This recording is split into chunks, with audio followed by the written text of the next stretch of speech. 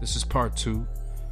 They were able to find spices, minerals, gold here at the river. We know we're in Africa. And to confirm that, where you can find all 3 of these things in one place, it's going to tell you in the next verse, where it says the name of the second river is Gihon. It is one which encompasses the whole land of Cush. All right. Now, in some translations, right, it'll say literally Ethiopia, which is the Greek word to replace the land of Cush. And in this case, the letter C is used instead of the letter K. It still states Cush, but it kind of takes away the kingdom of the Nubian kingdom. It makes it still a little confusing and mysterious. So you give him another description, a third description. The name of the third river is Hideko. It is the one which goes toward the east of Assyria. So this means that we're not in Assyria. The Euphrates goes from east to west. It travels west, right? And it literally tells you that the fourth river is the Euphrates. So a lot of times they're the conquering agents of discord, which is trying to disconnect us from the African origins, the African roots, because that connection to our roots would lead us to our inner divinity. You see what I'm saying? Our divinity is discovered from within our roots, as opposed to looking for someone outside of ourselves. It's in our DNA. It is in tracking our knowledge of who we are. So this is the reason why that the Lord God took the man and put him in the Garden of Eden to tend and keep it. So he was there for the purpose of labor. He was a labor force. And the Lord God commanded the man, saying, that of every tree of the garden you may eat freely, but of the tree of knowledge of good and evil you shall not eat, for in the day that you eat of it, you shall surely die. So this is a death threat to keep Adam from knowledge. And why did he keep Adam from knowledge? Well, he confesses. And most people don't notice that the Lord and God separates, right? There's a divorce after the confession. When the Lord said, then the Lord God said, behold, the man has become like one of us. Capital U.S. to know good and evil. And now lest he put out his hand and take also of the tree of life and eat and live forever. Therefore the Lord God sent him out of the garden to till the ground from which he was taken. He said, for dust you are, and to dust you shall return, right? He said, in the sweat of your face you shall eat bread till you return to the ground, for out of it you were taken. For dust you are, and to dust you shall return. And this is the man of the dust, the man of the Sudan, right? The Nile River, right, is the only means of agriculture along the Sahara in that area. If you cruise the Nile River, which I did in 2022 with my sons, you will notice that the only vegetation that you will see grows along the Nile, and on both sides of the river was the tree of life, which bare 12 manner of fruits, yielding its fruit each month. Each tree yielding its fruit each month. So that's a quote directly out of the end, the Revelation, where it says, and he showed me a pure river of water of life, clear as crystal, proceeding from the throne of God and of the Lamb. So the throne of God and of the Lamb, that's in Israel, going down into Cairo. right? That is where the pharaohs ruled. And this is also the way you bypass. You come from the land of Assyria down the Mediterranean. First you're going to come across the land of Canaan. So proceeding from the throne of God, which is Israel, in the middle of his streets on either side of the river was the tree of life, which bore 12 fruits, each tree yielding its fruit every month, and the leaves of the tree were for the healing of the nations. And there shall be no more curse, but the throne of God and of the Lamb shall be in it, and his servants shall serve him. Right? The Lamb, the domesticated creatures, the creature formed from the wild, Muflon, the young, the offspring of the sheep, the pure. It always gives you confirmation.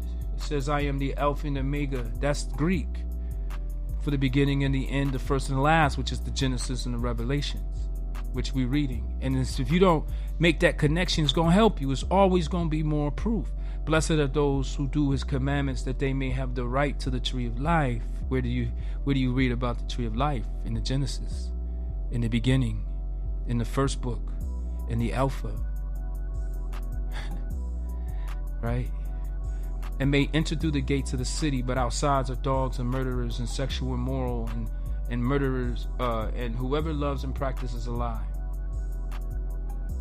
He said, I, Jesus, have sent my angels to testify to you these things in the churches. I am the root. Remember I told you, you get your divinity through your roots, and the offspring of David, the bright and morning star, and the Spirit and the bride. Come, say come, and let him who hears say come, and let him who thirsts come, and whoever desires, let him take the water of life freely. The key to life is man and woman, but the father, his father, is Egyptian, just like Ishmael's mother was Egyptian. This is the reason why Genesis 2:14 says he took the young child and his mother by night and departed for Egypt, and was there until the death of Herod, that it might be fulfilled which was spoken by the Lord through the prophet, saying, out of Egypt I call my son. Who calling the son out of Egypt? His father.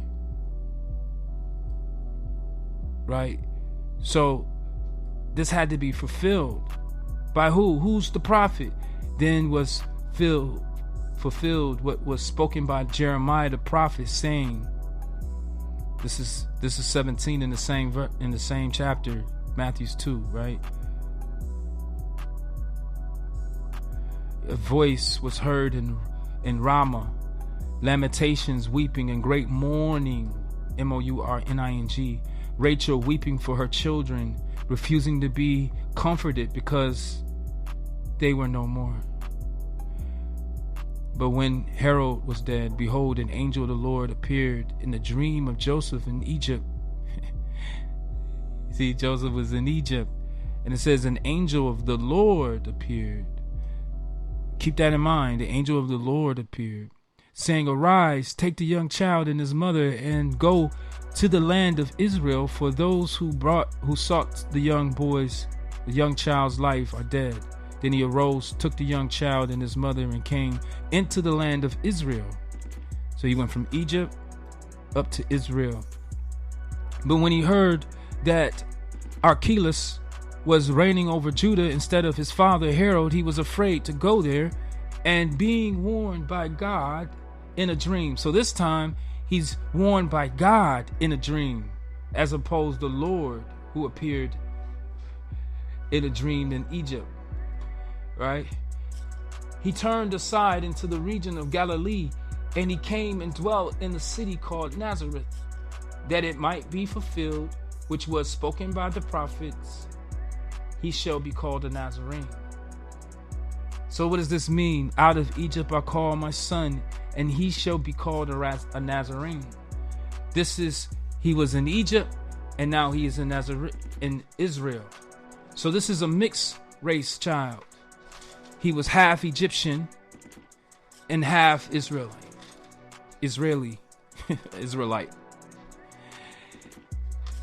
But his father was unknown. It's the unknown. So this is the reason why. Let's make that connection, right? He says what? I am the root, which is the Nile River, which is the Kemetic Empire, meaning the Kushite Empire, which spawned the culture of Kemet, which spilled out into the land of Canaan, which was appropriated by the foreigners, as represented by Abram.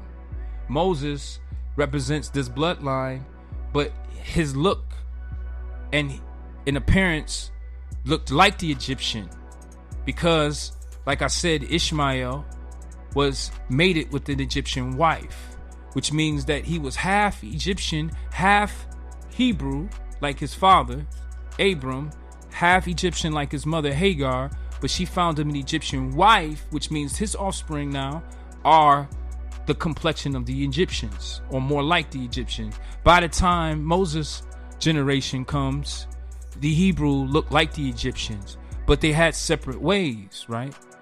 Moses practiced the circumcision, where his wife Zipporah did not, right? She cast the foreskin at him and said, "You are a husband of blood to me." But the moral of the story here is that Christ was mixed, and the African aspect of that mixed has been hidden. So this is the reason why not only does he say, I am the root and the offspring of David, but he also says the bright and morning star. Well, the bright and morning star is a binary star system. Series A, Series B. And Series A is the bright star. Series B is the dark star, the hidden star. The star in which the pyramids are built inside in alignment to. This is where the whole folklore about Nimrod building the tower, trying to reach heaven. No, this is the sons of men, who was the black fertility god of Kemet, right? And he carried the flail, and he had the erection, which represented to be fruitful and multiply, to scatter the seed. And it also demonstrated and represented the ability to use agriculture. It represented agriculture, right? Because the flail is an agricultural tool. So just like Genesis begins with two agricultural problems. For the Lord God had not caused it to rain, and that there was no man to till the ground. That was the beginning of Genesis chapter 2, after the conclusions of the heaven and the earth, right? So it says, this is the history of the heavens and the earth when they were created, in the day that the Lord God made the earth and the heavens. And this is because the word Lord was interjected into God after God had rested, created, and made. But now we're going into the Lord. The Lord is the masters of the field. But we got to understand, just like Enoch was taken and walked with God, it is possible for man to walk with the Spirit of God, especially in the beginning stages, right? It takes skill. It takes faith. It takes a certain disposition to travel at night along the Nile, right? And so this is what we are hearing about today, gentlemen. We're talking about the mixing of the Assyrian Empire and the Kushite Empire, and forming a new empire in between the two, between Egypt and Canaan. And everything was changed by the Greeks, the Alphas, the Omegas, in the beginning and the end. Until next time, thanks for listening. Let me know what your comments are, like and share. Peace.